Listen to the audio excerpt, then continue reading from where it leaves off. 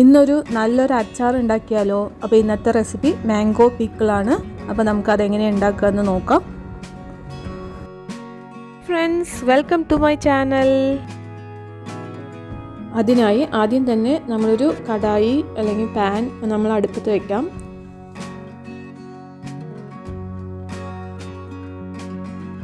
കടായി ചൂടാകുമ്പോഴേക്കും നമുക്ക് മുറിച്ച് വെച്ച മാങ്ങയിൽ കുറച്ച് ഉപ്പിട്ടിട്ട് നന്നായി ഒന്ന് മിക്സ് ചെയ്ത് വെക്കണം.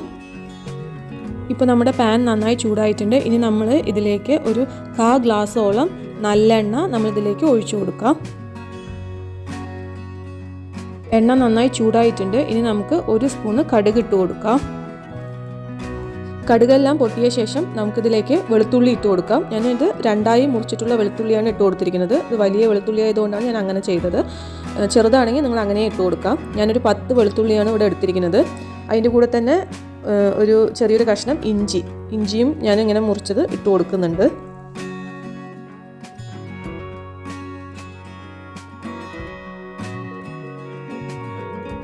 കുറച്ച് കറിവേപ്പില ഇട്ട് കൊടുക്കാം. വെളുത്തുള്ളിയുടെ ജസ്റ്റ് കളറൊന്ന് ചേഞ്ച് ചെയ്തതും നമുക്ക് ഗ്യാസ് ഓഫ് ചെയ്യാം. എന്നിട്ട് നമുക്ക് ഇനി ഇതിലേക്ക് പൊടികളെല്ലാം ഇട്ട് കൊടുക്കാം. ആദ്യം തന്നെ 1 ടേബിൾ സ്പൂൺ കടുകും 1 ടേബിൾ സ്പൂൺ ഉലുവയും ജസ്റ്റ് ഒന്ന് വറുത്തിട്ട് പൊടിച്ച പൊടിയാണിത്, അതിട്ട് കൊടുക്കും. എരിവിനനുസരിച്ച് മുളക് പൊടി ഇട്ട് കൊടുക്കാം. ഞാനിവിടെ 6 ടേബിൾ സ്പൂൺ മുളക് പൊടിയാണ് ഇട്ട് കൊടുത്തിരിക്കുന്നത്. അടുത്തതായി നമ്മൾ അച്ചാർ പൗഡറാണ് ഇട്ട് കൊടുക്കുന്നത്. ഏത് കമ്പനിയുടെ വേണമെങ്കിലും നിങ്ങൾക്ക് യൂസ് ചെയ്യാം. ഞാൻ 2 സ്പൂണാണ് ഇട്ടിരിക്കുന്നത്. ഞാൻ നിറപറയുടെ അച്ചാർ പൗഡറാണ് ഇട്ട് കൊടുത്തിരിക്കുന്നത്. അതിൻ്റെ കൂടെ തന്നെ കുറച്ച് കായപ്പൊടി ഇട്ട് കൊടുക്കുന്നുണ്ട്. 1 സ്പൂണോളം ഇട്ട് കൊടുത്തിട്ടുണ്ട്. ഇനി നമുക്ക് ഗ്യാസ് ഓണാക്കിയിട്ട് ചെറിയ തീയിൽ, അതായത് ഈ സിമ്മിലാക്കിയിട്ട് ഈ പൊടികളെല്ലാം ഒന്ന് വറുത്തെടുക്കാം. കരിഞ്ഞു പോവാതെ നോക്കണം.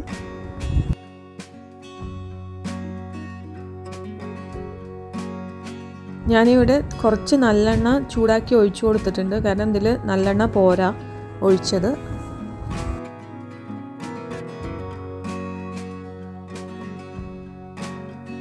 ഇപ്പോൾ ഇതിൻ്റെ പച്ചമണമൊക്കെ പോയിട്ടുണ്ട്.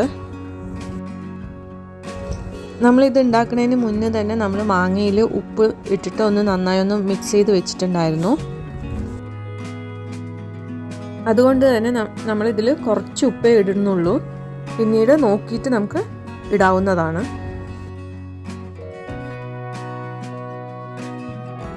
ഇനി ഇതിലേക്ക് നമുക്കൊരു 1.5 ടേബിൾ സ്പൂൺ വിനീഗർ ഒഴിച്ചു കൊടുക്കാം.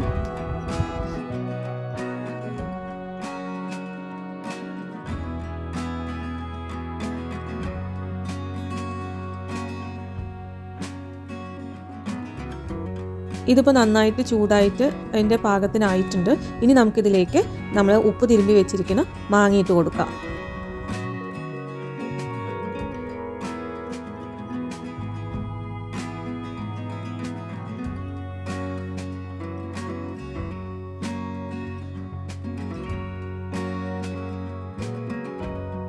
ഇനി നമുക്കിത് നന്നായി ഒന്ന് ഇളക്കി യോജിപ്പിക്കാം. ഞാനിവിടെ 1/200 കിലോ മാങ്ങയാണ് ഞാനിവിടെ എടുത്തിരിക്കുന്നത്. ഇപ്പോഴും ഞാൻ ഗ്യാസ് സിമ്മിൽ തന്നെയാണ് വെച്ചിരിക്കുന്നത്. അങ്ങനെ നമ്മുടെ അച്ചാർ ഇവിടെ റെഡി ആയിട്ടുണ്ട്. നിങ്ങൾക്ക് കുറച്ചും കൂടി കാലം ഇത് യൂസ് ചെയ്യണം എന്നുണ്ടെങ്കിൽ, എടുത്തു വെക്കണം എന്നുണ്ടെങ്കിൽ ഇതിൽ കുറച്ചും കൂടി വിനീഗറും നല്ലെണ്ണയും കൂടുതൽ ഒഴിക്കുന്നത് നന്നായിരിക്കും. ഞാനിവിടെ അധികം എണ്ണയൊന്നും വേണ്ട എന്നുള്ള ബേസിലായതുകൊണ്ടാണ് നമ്മൾ അത്ര എണ്ണ യൂസ് ചെയ്യാതിരിക്കുന്നത്. ഇതിൻ്റെ ഇടയിൽ ഞാൻ ഉപ്പ് നോക്കി, ഉപ്പ് കുറവായപ്പോൾ ഞാൻ കുറച്ചിട്ട് കൊടുത്തിട്ടുണ്ട്. അങ്ങനെ നമ്മുടെ അച്ചാർ ഇവിടെ റെഡി ആയിട്ടുണ്ട്. ഇനി ഈ അച്ചാർ ചൂടാറിയ ശേഷം ഇതുപോലത്തെ ഒരു കുപ്പിയുടെ ജാറിൽ ഇട്ട് വെക്കുന്നതാണ് ഏറ്റവും നല്ലത്. നമ്മൾ ഏത് കുപ്പിയിലാക്കി വെക്കുകയാണെങ്കിലും ആ കുപ്പിയിൽ ഒട്ടും വെള്ളത്തിൻ്റെ അംശം ഉണ്ടാവാൻ പാടില്ല. നല്ല ഡ്രൈ ആയിട്ടുള്ള കുപ്പിയുടെ ജാറിലാണ് നമ്മൾ ഇട്ട് കൊടുക്കേണ്ടത്. അങ്ങനെ ആകുമ്പോൾ ഇത് കേടുകൂടാതെ കുറേ കാലത്തേക്ക് നമുക്ക് സ്റ്റോർ ചെയ്ത് വെക്കാവുന്നതാണ്. ഇത് ഇനി കുപ്പിയിലാക്കിയ ശേഷം നമ്മൾ 1-2 ദിവസം വെളിയിൽ വെച്ച ശേഷം നമുക്ക് ഫ്രിഡ്ജിലേക്ക് മാറ്റാവുന്നതാണ്, ഫ്രിഡ്ജിൻ്റെ ഉള്ളിൽ വെക്കാവുന്നതാണ്. നല്ല ടേസ്റ്റി ആയിട്ടുള്ള അച്ചാറാണ്. നിങ്ങളെല്ലാവരും ഉണ്ടാക്കി നോക്കി ഇതിൻ്റെ ഫീഡ്ബാക്ക് അറിയിക്കാൻ മറക്കരുത്. അങ്ങനെ എനിക്ക് 1.5 കുപ്പിയോളം എനിക്ക് ഇതിൽ കിട്ടിയിട്ടുണ്ട്. അപ്പോൾ നിങ്ങൾ ഉണ്ടാക്കി നോക്കി ഫീഡ്ബാക്ക് അറിയിക്കാൻ മറക്കരുത്. Thank you so much.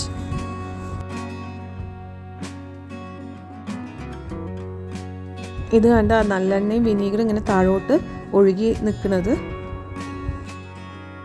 ഒരു കാര്യം കൂടി ഞാൻ ഓർമ്മപ്പെടുത്താണ്, നമ്മൾ ഈ അച്ചാർ എടുക്കുന്ന സമയത്ത് ഉണങ്ങിയ സ്പൂണ് കൊണ്ട് മാത്രം എടുത്താൽ മതി, ഇല്ലെങ്കിൽ അച്ചാർ കേടുവരാൻ സാധ്യതയുണ്ട്.